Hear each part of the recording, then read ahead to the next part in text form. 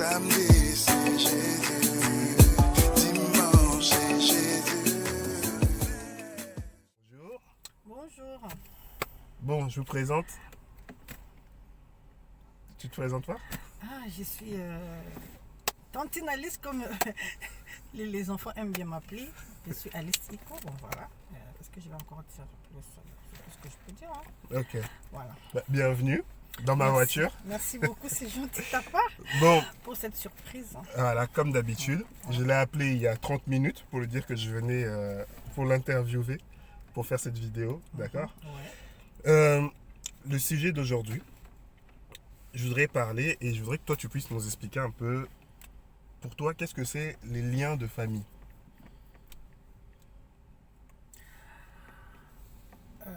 Pour moi, le lien de famille, c'est quelque chose qui peut nous y arriver et qui est aussi dans notre famille. Donc par là, je veux dire que c'est quelque chose qui est lié Ouais.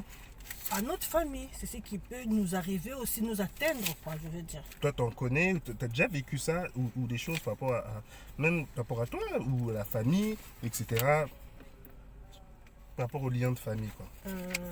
Je peux dire oui. Hein. Pour moi, les constats que j'ai faits Ouais, par rapport au mariage. d'accord. Par rapport au mariage, je pourrais dire que dans ma propre famille, c'est un lien. D'accord. C'est un lien parce que pourquoi? Parce que c'est après que j'ai su, quoi. Après, quand j'ai accepté Christ, pendant avec les prières et tout, que j'ai su que chez nous, le mariage vraiment est très, très, très combattu. Même et bon, pour moi, il y a deux choses qui sont combattues. Ouais. Il y a le mariage Mhm. et il y a l'enfantement aussi qui est combattu. Ça, j'avoue vraiment. Mais comment tu as fait pour le voir, ça? Comment tu le sais? Comment je l'ai su? Parce que j'ai remarqué, j'ai vu dans ma propre famille comment ça se passe. D'accord. Quand je dis ma propre famille, c'est pas seulement avec qui je suis né, même père et même mère, même mes cousins, mes cousines. Ouais. Je vois que c'est comme si c'est un lien, quoi. Une personne peut être mariée avec des enfants, mais il n'est vraiment pas très bien assise. Quand je dis très bien assise, c'est-à-dire qu'il y a des choses qui ne marchent pas, il y a la pauvreté qui s'est installée. Mhm. Il y a pas une très bonne vie, quoi, parce que moi, tout ce que je sais quand je lis la Bible, Dieu dit qu'il a un plan merveilleux pour chacun de nous. Bon, dans ces plans merveilleux qu'il a pour nous, c'est-à-dire que nous ne devons pas vivre, nous ne devons pas être malheureux dans notre vie, avoir ceci ou pas cela, non, mais quand même Dieu nous donne le minimum de tout ce qu'il nous faut, quoi, pour que nous puissions être en paix dans notre vie. D'accord. Voilà. Parce que c'est quelque chose qui existe énormément. C'est vrai que dans plusieurs familles, moi j'ai déjà eu ça à discuter avec des personnes et c'est vrai que les liens de famille, ça marche souvent par rapport à ça. Ou l'esprit de célibat chez des personnes, Ouais. ou ça va être les enfants, ou j'ai déjà vu des personnes, par exemple des femmes, elles réussissent, ou elles ont un enfant, ou elles se marient mais elles doivent divorcer. Ou, Exactement. en fait, ça se manifeste de plusieurs manières, mais c'est vrai que c'est quand ça touche plusieurs personnes de la même famille qu'on commence à voir qu'il y a quelque chose qui se passe. Exactement. Les cousins, les cousines, les mêmes choses répétitives, c'est ça qui montre qu'il y a un lien. C'est ça, donc toi, c'est ce que tu essaies aussi de nous expliquer par rapport à ça. Ouais. Maintenant, moi, je voulais voir déjà qu'est-ce que la Bible en dit aussi par rapport à ça. D'accord? Donc, je vais d'abord lire dans Psaume 109. On va lire 3 versets, d'accord? Donc d'abord, on va lire dans Psaume 109.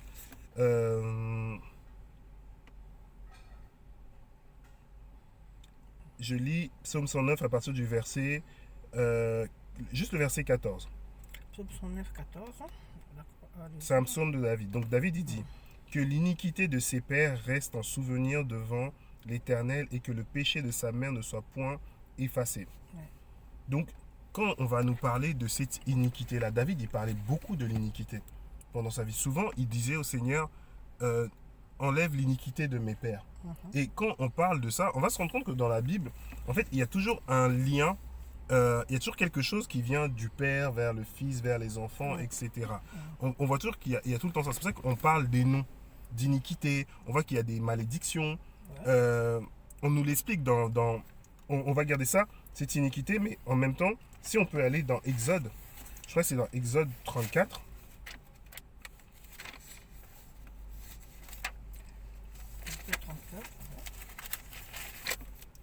Exode 34, je crois que je sais pas si c'est le verset 7, j'y suis pas encore.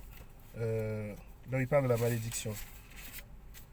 Qui conserve sa bonté jusqu'à 1000 générations. C'est combien? Exode 34, combien? 7, là. C'est ça? Oui, Tu je peux ne nous sais le pas, lire? je veux lire. Hein. Qui conserve sa bonté jusqu'à 1000 générations, pardonnant l'iniquité, la transgression et le péché. Tu peux lire juste avant, le 33? Non, c'est le 6. Le 6. Hein. Et Yahweh passa devant lui en proclamant Yahweh, Yahweh, et elle compatissant, miséricordieux, lent à la colère, grand en bonté et en fidélité. D'accord. On continue. Qui conserve sa bonté jusqu'à 1000 générations, pardonnant l'iniquité, la transgression et le péché, qui ne tient pas le coupable pour innocent, et qui punit l'iniquité de père sur le fils, et sur le fils de fils, jusqu'à la 3e et à la 4e génération. D'accord. Donc ici, on se rend compte, on parle encore de l'iniquité. Ouais. On se rend compte que le Seigneur peut bénir jusqu'à 1000 dans une génération, jusqu'à 1000 générations, Ouais. d'accord? Et que une génération et qu'une malédiction peut frapper 5 personnes. 5 générations. 4-5 générations. 4-5 générations, c'est beaucoup. Oui, c'est beaucoup. C'est beaucoup parce que si nous, on fait l'arbre généalogique, c'est-à-dire qu'il y avait ton père, ta mère. Ouais. D'accord? Maintenant, quand on remonte des deux côtés, ça fait déjà ça fait 4 personnes en plus. Oui, 4 Des personnes. deux côtés. Ouais. Après, quand on remonte encore, ça fait encore 8 personnes. 8. D'accord? Après, on remonte encore, ça fait 16 personnes. Ouais. Donc, ça veut dire que quand on arrive à la 5e génération, on arrive presque à 20 personnes. Ouais.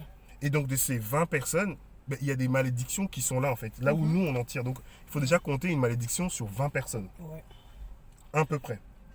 D'accord? Ouais. Et on nous parle de cette iniquité-là, en fait, des méchants. Bien sûr, toi, par ta vie, comme tu as choisi le Seigneur, jusqu'à la 1000e génération, les personnes ils vont hériter d'une bénédiction. C'est-à-dire que toi, aujourd'hui, il y a eu quelqu'un dans ta famille à un moment qui a décidé de suivre le Seigneur. Et donc, ça veut dire que tu as hérité aussi de ça. Ouais. D'accord? Mais de la même manière, il y en a qui ont choisi de ne pas choisir de servir le Seigneur. Et donc, on hérite en fait de ce lien héréditaire. D'accord? Donc maintenant, nous, on essaye de comprendre. Quand on nous dit ça, on va essayer de faire une vidéo assez courte, mais pour aller droit au but. Maintenant, comment on sort de ces liens, en fait? C'est ça surtout le truc, c'est que on peut parler des liens, il y a les liens de famille, on constate tout ça. Il y en a qui ne le savaient pas, il y en a d'autres qui le savent. En France, il y a un mot qui se disait, un adage qui se disait, par exemple, parents divorcés, enfants... parents divorcés, enfants divorcés. C'est-à-dire que l'enfant, si les parents sont divorcés, il va forcément divorcer. Il y a des mots comme ça qui existent et qui se suivaient en fait. Mais tout ça, c'était une malédiction. Donc maintenant, comment une personne peut sortir de là? Parce que moi, je vais donner un étage. Des fois, il y en a qui disent, oui, j'ai accepté le Seigneur, mais comment ça se fait que je subis encore cette chose-là dans ma vie? Et il y en a d'autres qui vont se dire, mais normalement, le Seigneur, il doit nous enlever ça. Ouais. Mais alors, comment ça se fait qu'on arrive encore, nous, à vivre encore ces choses-là? Comment c'est que ces liens, ils persistent encore dans nos vies? Bon, d'après ce que moi je sais, si ça continue à persister, donc pour que nous puissions enlever ces liens en nous, Ouais. déjà, c'est vrai qu'on a un jour accepté Jésus-Christ dans notre vie comme notre Seigneur et Sauveur. Nous devons marcher comme Dieu le veut, c'est-à-dire marcher conformément à sa parole. Donc les péchés, je veux dire vraiment, il faut qu'on le quitte sous toutes ses formes. Et prier, D'accord. d'après ce que moi je sais, il faut que je me mette à prier, alors je dois prier sérieusement, afin de demander à Dieu d'enlever ça dans ma vie et de ceux qui viendront peut-être après moi, pour que ça ne puisse plus exister. Donc les enlever, c'est-à-dire prier contre ça, détruire toutes ces malédictions qui a été... toutes les malédictions qui ont été faites, tous ces rituels et médisances, tout ce qui a été dit. Parce que je crois, ce sont des paroles qui ont fait à ce que nous puissions subir le péché, par exemple, de nos parents, nos arrière-parents et tout. Voilà, c'est ce que je peux donner comme... Je vais, par rapport à ce que tu viens de nous dire, Je ne sais pas si je suis dans la bonne voie ou... tu viens de dire des choses, mais beaucoup font la même voie que toi. Mais il n'y a pas autant de changements. C'est ça, il y en a beaucoup qui prient, ils jeûnent, ils font, mais on dirait que ce lien continue toujours à s'accrocher. D'accord? Mais je vais mettre déjà une différence. Est-ce que tu sais qu'il y a le lien de famille, Mais est-ce que tu sais qu'il y a aussi l'esprit de famille? Oui, hein. Mais est-ce que tu vois qu'il y a une différence entre les deux? Si, il y a une différence. Ça, c'est déjà le premier point. Mhm. L'esprit de famille, c'est celui qui gouverne, qui Exactement. dirige. Mhm. Le lien, c'est ce qui vous attache. Exactement. Donc, c'est-à-dire que des fois, il faut enlever le lien Oui. pour pouvoir ne plus être, pour pouvoir se débarrasser de l'influence de l'esprit. Mhm. Ouais. Parce que l'esprit de famille, c'est celui qui dicte les choses. C'est l'alliance familiale qui a été faite avec le monde spirituel. Le lien, maintenant, c'est le fil qui attache. Oui, je vois. Et des fois, nous, on va aller, comme d'habitude, on met des coups de poing dans le vide en disant, oui, moi, l'esprit, nanani. Mais sauf que si il n'y a pas le lien qui est détaché, l'esprit ne part pas. Exactement. Donc, quand le lien n'est pas détaché, c'est-à-dire que les cordes qui sont attachées ne vont pas s'enlever. Il y a toujours des cordes, voilà. On est toujours noué, en fait. Donc, forcément, quelque part, on va toujours subir l'influence de cet esprit. D'accord? On va aller dans Ézéchiel 18. Ça va être un peu long la lecture, mais c'est là où on va comprendre quelque chose. Là où le Seigneur il s'adresse au peuple d'Israël concernant ça. Donc, je vais dans Ézéchiel 18 et je lis à partir du verset 1. La parole de l'Éternel me fut adressée en ces mots. Pourquoi dites-vous ce proverbe dans le pays d'Israël? Les pères ont mangé les raisins verts et les dents des enfants ont été agacées. Je suis vivant, dit le Seigneur l'Éternel. Vous n'aurez plus lieu de dire ce proverbe en Israël. Voici, toutes les âmes sont à moi. L'âme du Fils comme l'âme du Père. Et l'une et l'autre sont à moi. L'âme qui pêche, c'est celle qui ne mourra, qui mourra. L'homme qui est juste, qui pratique la droiture et la justice, qui ne mange pas sur les montagnes et ne lève pas les yeux vers les idoles de la maison d'Israël, qui ne déshonore pas la femme de son prochain et ne s'approche pas d'une femme pendant son impureté, qui n'opprime personne, qui rend au débiteur son gage, qui ne commet point de rapine, qui donne son pain à celui qui a faim et qui couvre un vêtement, le vêtement celui qui est nu, qui ne prête pas à intérêt, qui ne tire point d'usure, qui détourne sa main de l'iniquité, juge selon la vérité entre un homme et un autre, qui suit mes lois et observe mes ordonnances en agissant avec fidélité, celui-là est juste et il vivra, dit le Seigneur. Donc on donne ici des caractères d'une personne juste. Des fois on dit oui, parce qu'il faut savoir que dans la Bible, Noé était juste. Dans la Bible, Abraham était juste. Dans la Bible, Siméon même qui a porté Jésus était juste. D'accord? Et on dit que la prière d'un juste est d'une grande efficacité. Exactement. Donc on voit que le juste, c'est celui qui fait du bien selon le Seigneur. Et là aussi, on voit celui qui fait du bien selon le Seigneur. D'accord? Ensuite, on nous dit, si, là maintenant, c'est là où ça nous intéresse, si il a un fils qui soit violent, qui répande le sang, qui commette quelque chose de semblable, si ce fils n'imite en rien la conduite de son père, s'il mange sur les montagnes, s'il déshonore les femmes de son prochain, s'il opprime le malheureux et l'indigent, s'il commet des rapines, et s'il ne rend pas le gage, s'il lève les yeux vers les idoles et des abominations, s'il prête à intérêt et tire à usure, ce fils-là vivrait, il ne vivra pas. Il a commis toutes ces abominations qu'il meurt, que son sang retombe sur lui. Mais si un homme a un fils qui voit tous les péchés que commet son père, qui les voit et n'agissent pas de la même manière, et si ce fils ne mange pas sur les montagnes, ne lève pas les yeux vers les idoles de la maison d'Israël, s'il ne déshonore pas la femme de son prochain, s'il n'opprime personne, s'il ne rend point gage, s'il ne commet point de rapine, s'il donne son pain à celui qui a faim, il couvre d'un vêtement celui qui est nu, et s'il détourne sa main de l'iniquité, s'il n'exige ni intérêt ni usure, s'il observe mes ordonnances et suit mes lois, celui-là ne mourra pas. Ne mourra pas pour l'iniquité de son père. Il vivra. C'est son père qui a été oppresseur et qui a commis des rapines envers les autres, qui a fait au milieu de son peuple ce qui n'est pas bien. Et c'est lui qui mourra pour son iniquité. Vous dites pourquoi le fils ne porterait-il pas l'iniquité de son père? C'est que le fils a agi selon la droiture et la justice. Donc, ici on a deux mots qui détachent le lien. C'est la droiture et la justice. D'accord? Donc il y a une droiture à avoir et pratiquer la justice du Seigneur. Un jour, dans un songe, je vois dans un écran Satan qui vient, qui commence à me parler, il dit vous m'énervez. Moi je dis mais pourquoi? Il dit parce que vos œuvres de justice m'énervent. Moi j'avais pas compris ce mot-là, les œuvres de justice.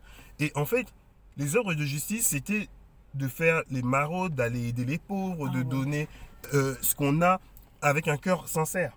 Et en fait, c'est des œuvres qui nous rendent justes en fait par rapport au Seigneur. Et ça l'énervait les œuvres de justice.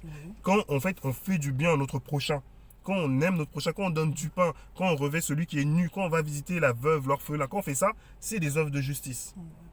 Et le ça, diable n'aime pas. le diable n'aime pas. Parce qu'il sait ce que nous on récolte en contrepartie. Et comme il connaît le bénéfice de ces choses, ben, ça fait que il ne peut pas accepter ça. D'accord? Et là, on nous explique que ça fait partie aussi de cette justice-là et de cette droiture-là. Et il dit, c'est ceux qu'il a observé et mis en pratique toutes mes lois, il vivra. L'âme qui pêche, c'est celle qui mourra. Le fils ne portera pas l'iniquité de son père, et le père ne portera pas l'iniquité de son fils. La justice du juste sera sur lui, la méchanceté du méchant sera sur lui. Si le méchant revient de tous les péchés qu'il a commis, s'il observe toutes mes lois et pratique la droiture et la justice, il vivra et ne mourra pas. Toutes les transgressions qu'il a commises seront oubliées. Il vivra à cause de la justice qu'il a pratiquée. Ce que je désire, c'est ce que le méchant. Non, ce que je désire, est-ce que le méchant meure, dit le Seigneur éternel, n'est-ce pas qu'il change de conduite et qu'il vive? Si le juste détourne de sa justice et commet l'iniquité, s'il imite toutes les voies d'abomination, du méchant vivra-t-il? Toute sa justice sera oubliée.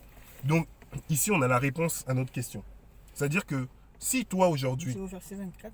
c'est ça, si toi aujourd'hui, tu marches selon la justice et la droiture du Seigneur, en fait, tu seras, comme on a dit à Abraham, Abraham obéit et celui-ci lui est imputé à justice. C'est-à-dire que ta justice va te suivre. Et donc, ça veut dire que ça va délier les liens qui te tenaient. Donc, plus tu marches dans la justice et la droiture, plus en fait le lien ne tient plus sur toi. Et l'influence de l'esprit de famille ne marche plus parce que tu ne suis plus les voies de ton père. Quand tu lis dans la Bible, dans Chroniques, dans Rois, on dit que tel roi a suivi l'exemple de son père. Donc dans l'idolâtrie. À chaque fois, on nous explique que eux-mêmes, l'iniquité les suivait. Tel roi a suivi ça, tel roi a suivi ça, tel roi a suivi la voie que son père avait empruntée. Mais quand toi, tu décides de marcher dans la justice, l'iniquité qui était sur toi ne fonctionne plus.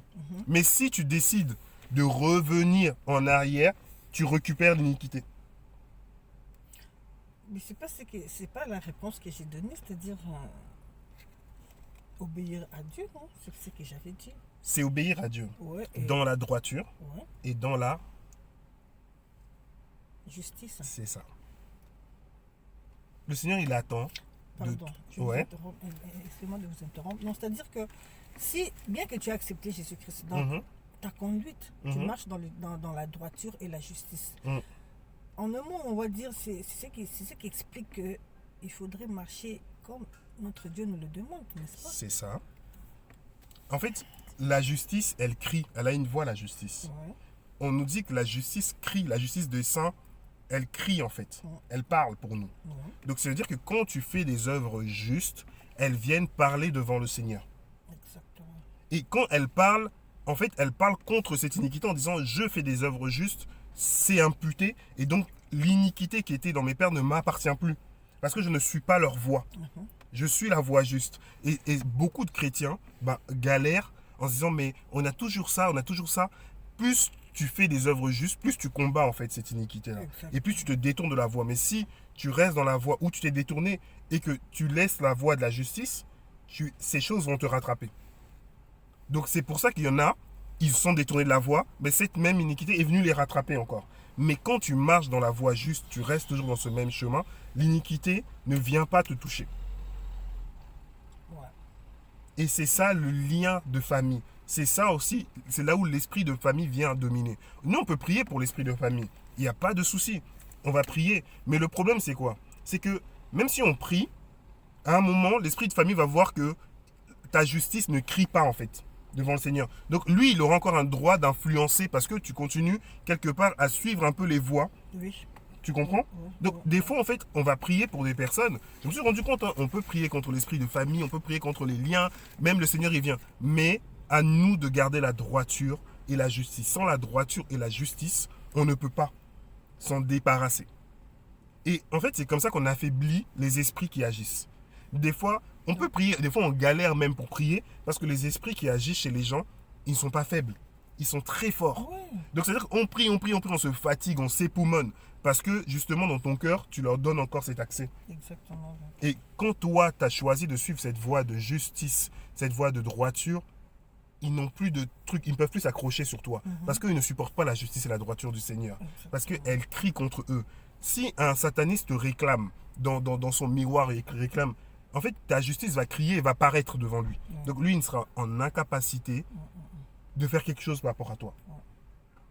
Donc c'est pour ça qu'on nous parle du Dieu de justice. On pratique la justice selon le Seigneur. On pratique la justice et la droiture que lui, il attend de nous.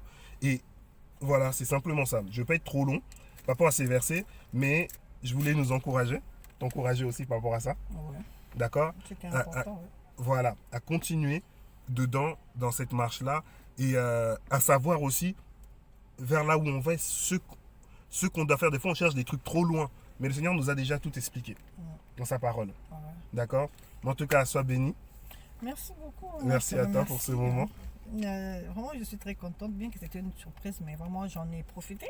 Ok. Et je bénis Dieu pour ça. Bon, je vous encourage de bien continuer. Mais vraiment, c'est une chose vraiment très, très, très bien, un sujet aussi vraiment très, très délicat, très important pour nous qui sommes enfants de Dieu. Parce qu'on prie, mais des fois, on voit qu'on est bloqué quelque part, alors qu'on ne sait pas que ça dépend que de nous. Donc, le diable, lui, il est là, il nous accuse par rapport à quelque chose. Donc, il voit en nous, il y a quelque chose qui lui appartient. C'est pourquoi il nous réclame tout le temps. Donc, nous devons, c'est vrai, vraiment nous attacher à Dieu et savoir comment marcher, savoir qu'est-ce qui m'attache, pourquoi c'est ci, pourquoi c'est là, pour que je puisse vraiment prier et que Dieu puisse m'enlever de ces choses-là qui sont mauvaises. Ok, très bien. Merci beaucoup. Ciao. C'est moi. Au revoir, merci.